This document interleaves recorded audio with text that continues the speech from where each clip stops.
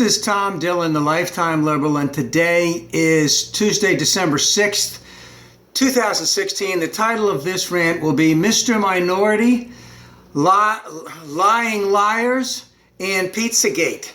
So we're coming up on the inauguration of a new president where it seems that excessive exaggeration, serial provocators, lying liars, it seems to be the order of the day. And how can the United States conduct business based on a tremendous amount of just totally false information?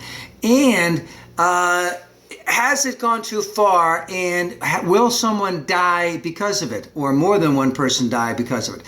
So let's just go back into October. We had the WikiLeaks that was leaked to WikiLeaks by the Russians. The Russians had intercepted some emails from John Podesta, who had worked for Obama, who was on Hillary's campaign, who had worked for Bill Clinton. John Podesta, who ran a, let's just say, a think tank or a PAC back in the day with his brother Tony. I think Tony did the Republican side, he did the Democratic side. See, these people, they all know each other. They all know what's going on. They're always talking to each other all the time, back and forth, back and forth. And the intercepted emails had to deal with John Podesta and someone who was involved with the Democratic Party, who also happens to own an upscale pizza joint on a place called Connecticut Avenue in Northwest DC. Supposedly a very nice place. And that basically is the extent of it. They talked about Hillary, they talked about funding, they talked about maybe a little bit on policy issues, but somehow that got into the right-wing world. And this is what I like to say. You take this kernel of truth, this little teeny bit. Yes, there were some emails between John Podesta and this guy. And all of a sudden, our friends in the right-wing world get this stuff and just take it to such extremes that it actually influences people's thoughts and decisions about who Hillary Clinton is, etc. So it came into right-wing world, and it started to go the rounds, and the rounds was that this pizza joint actually was a child prostitution ring that profited from human trafficking, where, did they say this part too, where Hillary would go because she had an insatiable lust for young girls, and Bill was involved in it, and some other people were involved in it, and this didn't even let up after Mr. Minority was elected president.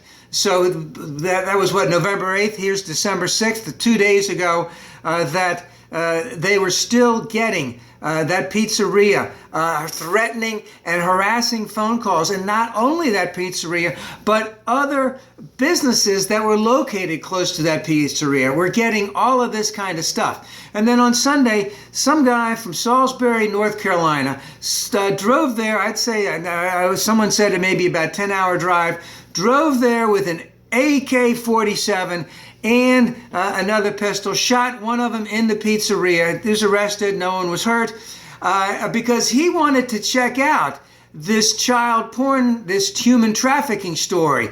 And guess where he was getting his news from? So the thing is, you actually have people, the right-wing girl says, no, that's all true. That was all true. The mainstream media, they're not showing that story. It'll never get told. It's true. Believe us. Don't believe them. And, of course, it is completely bogus. It's unfounded. It's anything. But when we talk about Mr. Minority's new administration, we have one person who's going to be the National Security Advisor. I believe it's Michael Flynn, whose son also stoked and promoted a lot of these right-wing innuendos. Now remember, after the guy got arrested in D.C., the right wing says, oh, no, he was a plant. He was planted there by the mainstream media, by Hillary's camp, to try and make us look bad. Don't get any of your news from them. Just come to us. We are the only ones who are going to tell you what's going on. And of course, as I said, General Flynn's son, who is his chief of staff, who may be on the administration payroll for Mr. Minority's transition team, stoked these things and pressed out on a lot of false news in all of this. Now, if you remember back in 2008, after Obama got elected, that there was someone, I believe he was in Pittsburgh, he had a weapons charge against him, something like that, and a couple cops came to show up, or the couple sheriffs came to show up, or whatever, shot dead by this guy, and basically saying, and he had been reading all this stuff from Sean Hannity, Bill O'Reilly, all of that stuff. He had books in there. I don't know if they're directly by them. Michael Savage, who is my other great guy that I listen to, Mark Levin. I don't mean to laugh, but it had all this stuff in it. And he shot these cops dead because he had bitten into and totally absorbed this right-wing false narrative that Obama was going to take his guns. Here we are 8 years later. He hasn't come to take his guns. But boy, the gun companies have been making and selling a lot of guns. So we have all of this false narrative going around. Now, usually the mainstream media, the press, if you want to call it that, the Democrats, progressives, they usually do some type of fact checking. So as an example, a lot of this right-wing stuff that got out there, some of that was even promoted by people who had no affiliation at all with the right wing. They just took stories and created them and threw them out there, and people bought them because they were against Hillary, they were against the Democrats, they were against black people, or whatever you want to say. What would happen is if they did try to do that with, let's just say, the mainstream media, the Democrats, etc., progressives, and they did their fact checking and they boo-hooed the shit right away, and they got dropped. But in terms of people on right wing, they had an insatiable thirst for this type, let's just call it propaganda. So, you take Fox News, who basically, let's go back to 2004, where there was a tremendous number of people who voted for George Bush, who basically felt that Saddam had weapons of mass destruction, even though it was about a year and a half after the war started, and they hadn't found anything about that. But they were very good at this innuendo, this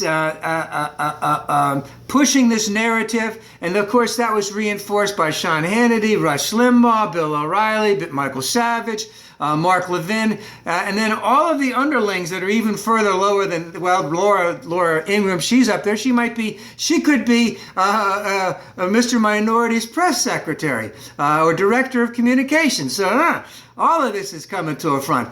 And of course, also that narrative in reference to that John Kerry was really a coward, that he didn't get his medals, that he didn't earn them, and people were saying that they were with him and they weren't even in the military. But you see how that just goes, that wagon wheel of concentration.